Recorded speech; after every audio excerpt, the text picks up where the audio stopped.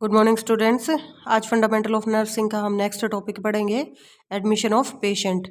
यानी कि पेशेंट को जब हम हॉस्पिटल में एडमिट कराते हैं वो प्रोसीजर क्या होता है और किस पर्पज़ के लिए उसको हॉस्पिटल में एडमिट कराया जाता है।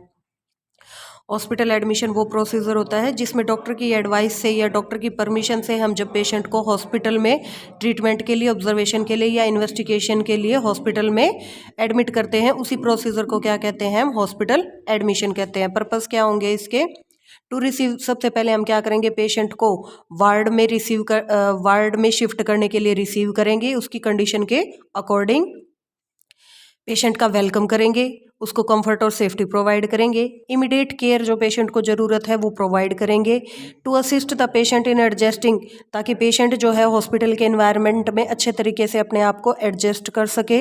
हर एक एमरजेंसी कंडीशन के लिए प्रिपेयर रहना या रेडी रहना चाहिए हमें। टू ऑब्टेन इन्फॉर्मेशन, या पेशेंट के रिगार्डिंग जितनी भी इंफॉर्मेशन है, उसका नाम है, एड्रेस है, अदर इन्फॉर्मेशन है, वो सभी भी हम रिसीव करने के लिए उसको एडमिट करते हैं। टू मेक एक पेशेंट और नर्स के बीच में क्या है, अच्छा आईपीआर मेंटेन करने के लिए भी हम पेशेंट को एडमिट कराते हैं। Type of hospital admission, hospital में कितने तरीके से हम पेशेंट का एडमिशन करा सकते हैं, वो 2 टाइप से होगा, इमरजेंसी हॉस्पिटल एडमिशन और प्लानिंग हॉस्पिटल एडमिशन। यानी इमरजेंसी एडमिशन वो होता है जिसमें हम पेशेंट को इमरजेंसी कंडीशन में हॉस्पिटल में एडमिट कराते हैं। जैसे पेशेंट को अटैक की प्रॉब्लम है, रोड एक्सीडेंट हो गया, पॉइजनिंग, डिलीवरी, एब्डोमिनल पेन है या स्नेक बाइट है, कोई भी इमरजेंसी कंडीशन हो और उसमें जब हम डॉक्टर की परमिशन के बगैर ही पेशेंट को एडमिट कराते हैं उसकी लाइफ को सेव कराने के लिए, उसी प्रोसीजर को हम क्या कहते हैं, इमरजेंसी हॉस्पिटल एडमिशन बोलते हैं। नेक्स्ट है हमारा प्लानिंग हॉस्पिटल एडमिशन।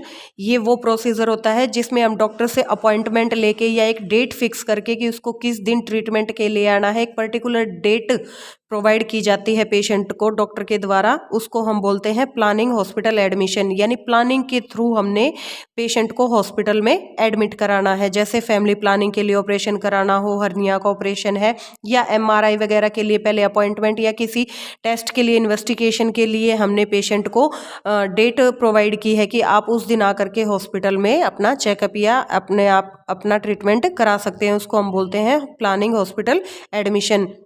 इस टाइप के एडमिशन के लिए हमें इमरजेंसी एडमिशन की ज़रूरत नहीं पड़ती है।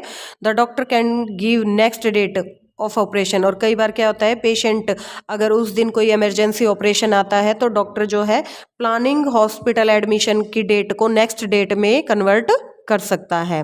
तो ये आज हमने पढ़ा था कि पेशेंट को हॉस्पिटल में किस पर्पज़ के लिए एडमिट कराते हैं और कितने टाइप का हॉस्पिटल में एडमिशन होता है। इसी के साथ में हम पढ़ेंगे नेक्स्ट टॉपिक भी आज, डिस्चार्ज ऑफ पेशेंट। अभी पढ़ा था कि हमने पेशेंट को एडमिट किस प्रोसीजर के थ्रू किया था, तो आज नेक्स्ट टॉपिक है हमारा डिस्चार्ज ऑफ पेशेंट की। पेशेंट को हम कैसे डिस्चार्ज करवा सकते हैं हॉस्पिटल से। हॉस्पिटल डिस्चार्ज वो प्रोसीजर होता है जिसमें पेशेंट को ट्रीटमेंट कंप्लीट होने के बाद या पेशेंट की कंडीशन में सुधार होने के बाद डॉक्टर की एडवाइस से या डॉक्टर की परमिशन से जब डिस्चार्ज पेपर तैयार किए जाते हैं, उसी प्रोसीजर को हम क्या कहते हैं, डिस्चार्ज ऑफ पेशेंट बोलते हैं।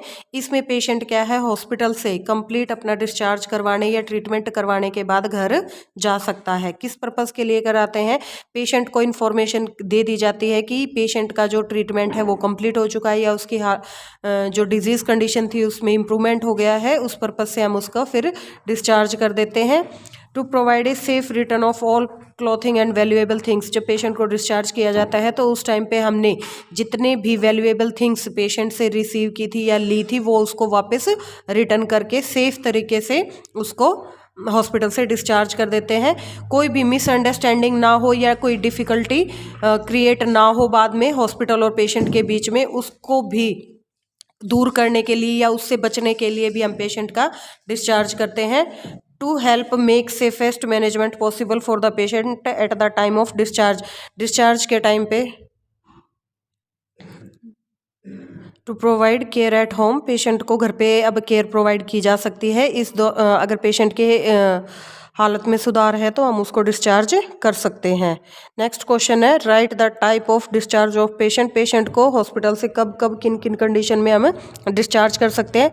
फर्स्ट है हमारा नॉर्मल डिस्चार्ज। नॉर्मल डिस्चार्ज में हम क्या है, पेशेंट की डिजीज कंडीशन से रिकवरी हो चुकी है तो डॉक्टर की एडवाइस से हम उसको डिस्चार्ज कर देते हैं, उसी को हम बोलते हैं नॉर्मल डिस्चार्ज। यानी ट्रीटमेंट कंप्लीट हो गया और पेशेंट की हालत में सुधार है तो उस दौरान जो डिस्चार्ज किया जाएगा उसको नॉर्मल डिस्चार्ज बोलेंगे।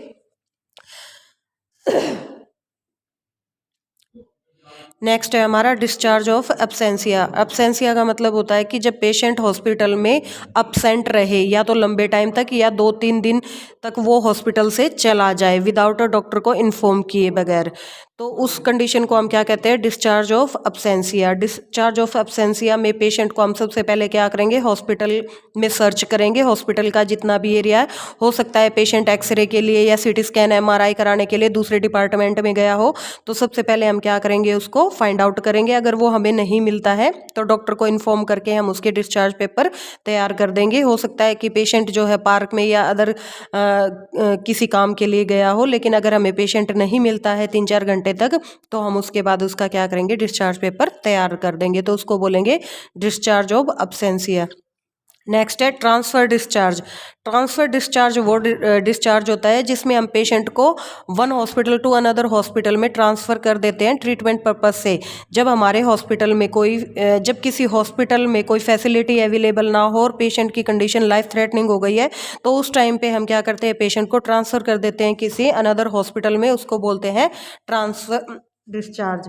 नेक्स्ट है हमारा लामा। लामा का मतलब होता है left against medical advice discharge.